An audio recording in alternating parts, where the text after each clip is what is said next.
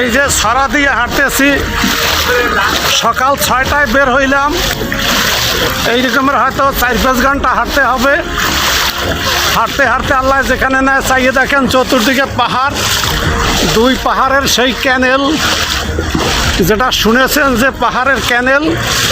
আর ওই হলে পাহাড়ের চূড়া, ওই যে দেখা যায় পাহাড়ের চূড়া।